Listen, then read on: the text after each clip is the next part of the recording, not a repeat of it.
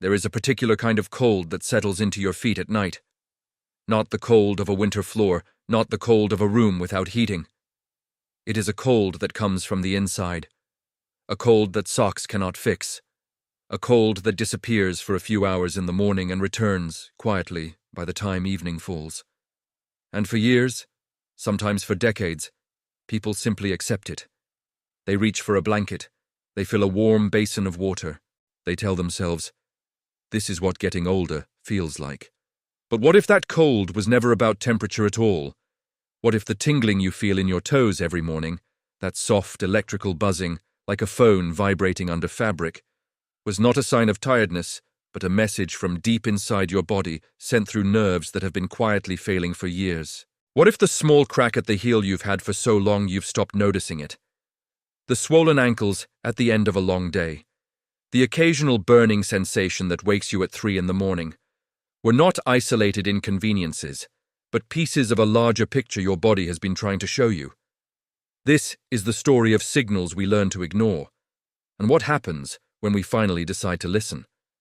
After 60, the body becomes familiar territory. You know its rhythms, you know which side of the bed makes your back ache, which shoes cause blisters, which foods slow you down, and you begin to build a quiet tolerance, a daily negotiation with discomfort that most people never speak out loud. You stop removing your shoes at gatherings because your feet look cracked and rough, and you are embarrassed. You stop wearing sandals in summer because the skin around your heels has hardened into something you don't recognize.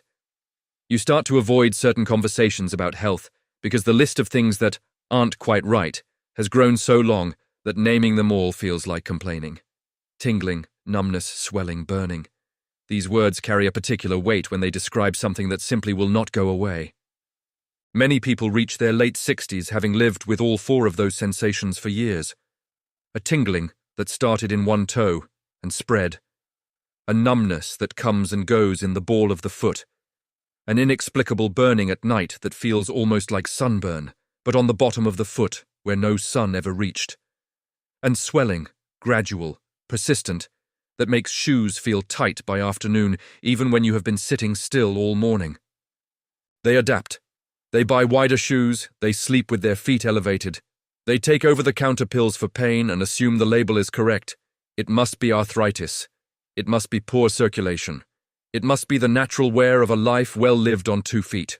And most of the time, nobody tells them otherwise.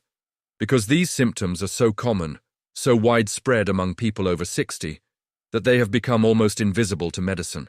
A doctor glances at the chart, prescribes a cream for the cracks, recommends elevation for the swelling, and moves on. The patient goes home believing the problem is surface level, when in fact the surface is only the last place the problem reached. Let us begin with the cold. Not as a metaphor, but as a physiological fact. Your feet are the farthest point from your heart. Blood must travel the full length of your leg, through arteries that narrow with age, past valves that weaken over decades, to reach the toes. For most people, this works well enough. But when something interferes with that journey, when the arteries are under pressure, when the blood vessels are inflamed, when small nerves have lost their ability to regulate dilation and constriction, the result is a foot that cannot maintain its own warmth. A foot that feels cold, not because the room is cold, but because the body is struggling to reach it properly. This is called peripheral vascular insufficiency, and it is one of the earliest signs that the cardiovascular system is under stress. But more than that, cold feet can also indicate peripheral neuropathy, nerve damage that disrupts the normal signals between the feet and the brain. When the nerves that manage temperature sensation begin to deteriorate, the foot no longer accurately reports its own temperature. It may feel cold when it is not. It may feel burning when there is no heat source. It may feel nothing at all in an area where it should feel everything. Peripheral neuropathy, nerve damage at the body's extremities, affects tens of millions of people worldwide, and in the majority of those cases, the underlying cause is not injury, not infection, not medication. It is elevated blood sugar. It is diabetes, often undiagnosed, often mild enough to never trigger clear symptoms in the early years, but persistent enough, over time, to begin dismantling the nerve fibers that keep the feet alive with sensation, This is the part that most people are never told. The feet are often the first organ system to show signs of diabetic damage. Before the kidneys, before the eyes, before the heart. Before the diagnosis, before the blood test that finally shows a number high enough to alarm the doctor. Which means that for years, sometimes for a decade, a person can be experiencing the early consequences of a disease they do not know they have, walking through life with feet that are slowly losing their ability to feel, to warm themselves, to heal. Diabetes does not arrive one morning like a fever. It does not announce itself with pain or collapse. It moves gradually, almost politely, adjusting the chemistry of the blood over months and years, making small concessions to the body's ability to cope, then slowly withdrawing those concessions one by one. Type 2 diabetes, which accounts for the vast majority of cases, often develops over a span of 10 to 15 years. During much of that time, the body is producing insulin, but the cells are no longer responding to it efficiently. Blood sugar rises after meals and does not fall as quickly as it should. It stays elevated, not dramatically, not enough to cause immediate crisis, but long enough and frequently enough to begin causing damage at a cellular level that will not become visible for years. The cells that are most vulnerable to this slow, sustained damage are the ones that have the least ability to protect themselves. The neurons, nerve cells, that extend through the longest pathways of the body.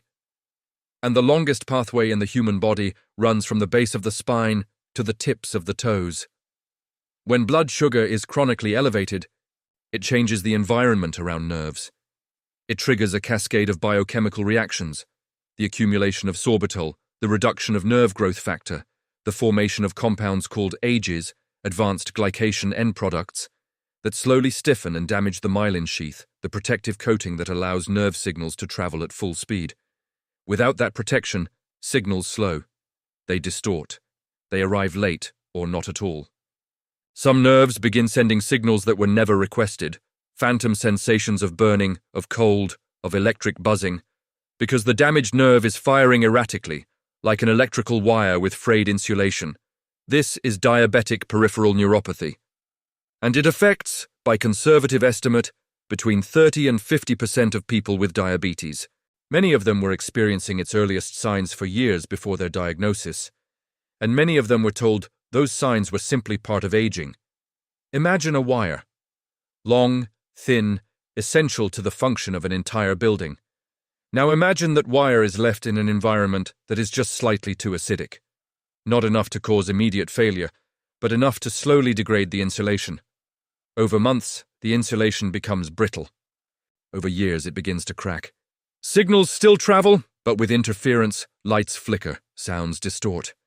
And one day, a section fails entirely, not suddenly, not dramatically, but as the inevitable conclusion of a process that began long before anyone noticed. This is, in essence, what happens to peripheral nerves in the presence of chronic high blood sugar. The damage is not sudden. It is not dramatic. It is the quiet erosion of a system that was built to last a lifetime, undermined by a chronic chemical imbalance that the body was never designed to sustain. The earliest signs are sensory: tingling, coldness, a faint buzzing. As damage progresses, the sensations can become more intense: burning, stabbing, electric pain, especially at night. And as the damage reaches its most advanced stages, the sensation disappears entirely, replaced by a numbness so complete that the foot can be cut, burned, or infected without the person ever feeling it. This loss of protective sensation is what makes diabetic foot disease one of the most dangerous complications in medicine. A small blister from a new shoe becomes an ulcer. An ulcer becomes an infection. An infection that a healthy body would resolve in days becomes a wound that does not close. Because the blood supply is insufficient, the nerves are compromised, and the immune response is impaired by the same elevated sugar that caused the neuropathy in the first place. Every 30 seconds, somewhere in the world, someone with diabetes loses a limb to a wound that began as something small, something that, in a healthy person, would have healed in a week. Every 30 seconds. And most of the people to whom this happens had the same story in common. They had felt tingling and coldness for years. They had noticed cracks in their heels. They had watched their ankles swell and assumed it was the heat, or the weight, or the standing. They had believed, in good faith, that what they were feeling was simply the ordinary tax of growing older. If what you've been hearing feels familiar, if you've been living with cold feet, tingling that won't go away, or cracks that never fully heal, I want you to know that understanding what is happening inside your body is the first real step. There is a product in the first link of this video's description that was specifically designed for people in this situation. Men and women over 60 who have been living with the signs of nerve damage and poor circulation, and who finally want to do something about it at the root level. Not a cream for the surface, not a vitamin that masks the symptom. A real, targeted solution to reduce the internal processes that are causing what you are feeling. The link is right below this video. Take a look, because what you decide in the next few seconds could change the next 10 years of your health. There is a second system failing alongside the nerves, and it is the one most people blame first: circulation. Poor circulation is the explanation offered most often when a patient describes cold feet, swollen ankles, or persistent discomfort. And it is not wrong, but it is incomplete. Blood circulation in the lower limbs depends on a network of arteries, capillaries, and veins. A system that, in the presence of chronic high blood sugar, becomes compromised in a very specific way. Elevated glucose acts on the walls of blood vessels the way rust acts on metal, slowly, invisibly, structurally. It thickens the basement membranes of small blood vessels, the capillaries, responsible for delivering oxygen and nutrients to the most peripheral tissues. It promotes a process called atherosclerosis in the larger arteries, the gradual accumulation of plaque that narrows the arterial channel and reduces blood flow downstream. The result: the foot receives less blood, less oxygen, fewer nutrients. Its capacity to heal is diminished. Its capacity to fight infection is reduced. Its skin becomes fragile, dry, prone to cracking. Its nails grow differently. Its temperature regulation fails. And the person wearing that foot, the person who has lived in that body for 60 or 70 years, attributes all of it to age and moves on, unaware that what they are experiencing is not the inevitable consequence of time, but the preventable consequence of a disease process that began years before the first symptom appeared. The relationship between blood sugar and blood vessels is so profound and so systemic that researchers now describe diabetes not simply as a disease of glucose metabolism, but as a disease of the vascular system. A disease that attacks, over time, every vessel in the body, from the finest capillaries in the toes to the large arteries serving the heart and brain. This is why diabetes is the leading cause of blindness, the leading cause of kidney failure, and one of the major contributing factors to heart attack and stroke, and why it so often begins, silently, in the feet. There is an emotional dimension to this that almost no one talks about, and it matters more than most people realize. Many people over 60 carry a quiet shame about the condition of their feet, the cracked heels, the discolored toenails, the skin that has become rough and thickened in places where it should be soft. They avoid pedicures because they are embarrassed by what the technician might see. They avoid going barefoot, even at home, because they have become unused to looking at their own feet, or having others look at them. This shame is not trivial. It is, in fact, one of the most dangerous aspects of diabetic foot disease, because shame delays examination. Shame delays conversation. Shame is what keeps a small wound from being noticed for weeks. Shame is what keeps a person from removing their shoes at a doctor's appointment unless specifically asked. And shame is what allows a condition that could be managed, contained, and reversed to continue advancing, quietly, painlessly, invisibly, until it is no longer manageable. If you recognize yourself in this description, if you have been hiding your feet, ignoring their signals, attributing their changes to aging and moving on, please understand something. You are not alone. And more importantly, what you are experiencing is not your fault. It is the predictable outcome of a disease process that is far more common than most people know, in a population that is far less warned about it than they should be. The shame belongs to the silence around the disease, not to you. The question that matters now is not how long you have ignored these signs. The question is, what will you do with the information you now have? Let us be clear about what is at stake, not to frighten, but to inform. Because one of the cruelest aspects of peripheral neuropathy is that the very thing that would alert a healthy person to a problem, pain, is precisely the sensation that neuropathy removes. A person with advanced nerve damage in their feet can step on a nail and not feel it. They can develop a blister from a tight shoe and walk on it for days without discomfort. They can burn their foot on a heating pad and not notice until the skin is blistered and broken.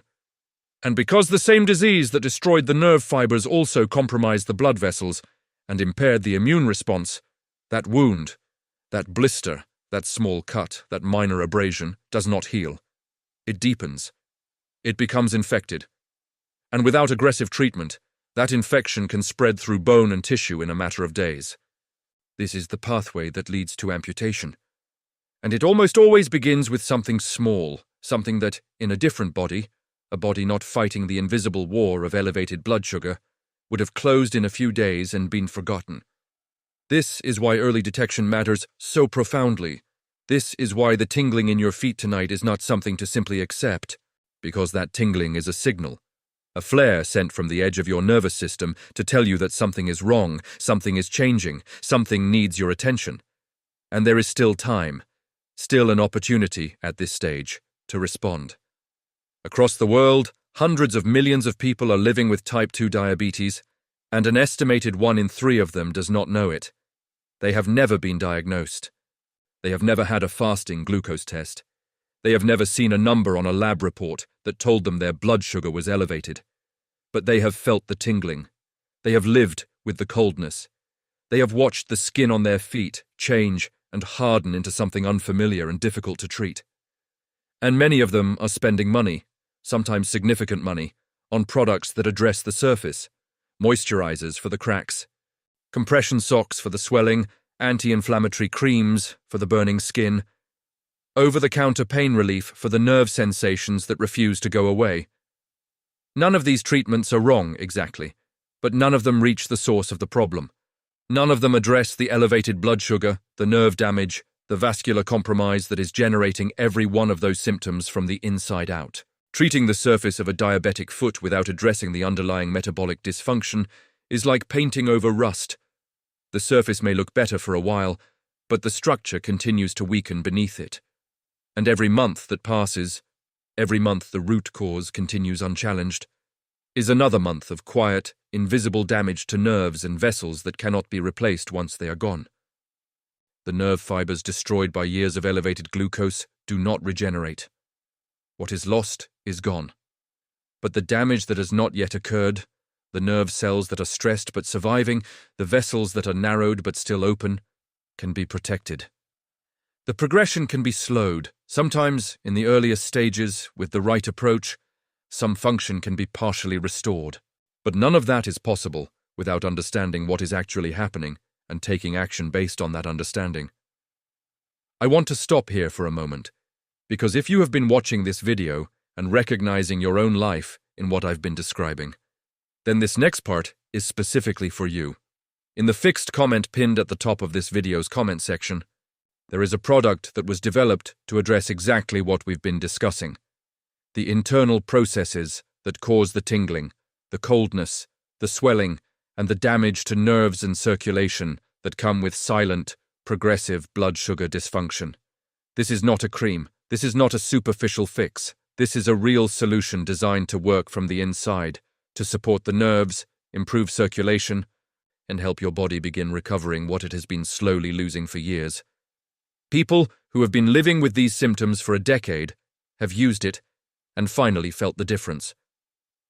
The link is in the pinned comment below this video. Do not scroll past it. Do not wait for the symptoms to get worse before deciding that you deserve to feel better. You have already waited long enough. Modern research has shed extraordinary light on the mechanisms that connect elevated blood sugar to nerve and vascular damage, and more importantly, on the factors that can slow, interrupt, or partially reverse that damage when addressed early enough. Studies have demonstrated that aggressive blood sugar management can halt the progression of peripheral neuropathy in its early stages. Research into alpha-lipoic acid, a powerful antioxidant, has shown measurable improvements in nerve conduction velocity and reduction in neuropathic pain symptoms in patients with diabetic peripheral neuropathy. Clinical trials with B vitamins, particularly the active form of B12 known as methylcobalamin, have demonstrated the ability to support myelin regeneration, the repair of that protective sheath around damaged nerve fibers. Compounds that improve mitochondrial function and reduce oxidative stress have been shown to protect nerve cells from the biochemical environment created by high glucose levels. Circulation, too, responds to targeted intervention. Compounds that support nitric oxide production, the molecule responsible for keeping blood vessels dilated and flexible, can measurably improve peripheral blood flow. Botanical extracts with anti-inflammatory and vascular protective properties have been used in clinical settings, with significant results in patients experiencing the early stages of diabetic vascular disease. This is not alternative medicine. This is not anecdote. This is the convergence of multiple disciplines: neurology, endocrinology, vascular medicine, nutritional biochemistry, all pointing toward the same conclusion: that the processes destroying nerves and blood vessels in the feet of people with elevated blood sugar are not irreversible, but they are time-sensitive. The earlier the intervention, the greater the potential for recovery. The longer the damage continues unchallenged, the less there is to recover. Understanding your body at this level, understanding why your feet are cold, why they tingle, why they crack and swell and burn, is not just intellectual knowledge. It is the foundation for decisions that can determine the quality of the next decade of your life. It is the difference between a future in which you walk freely, confidently, without pain or fear, and one in which each year quietly takes something more from you that you cannot get back. We began this conversation in a particular kind of silence. The silence of symptoms learned to be ignored, of signals dismissed as age, of a body speaking clearly in a language no one taught us to hear. But silence, it turns out, is not the same as stillness. A foot that tingles at night is not at rest, it is sending information. It is doing what the body has always done, communicating, adapting, warning. The system is not broken. It is overwhelmed, and it is asking, in the only language available to it, for help.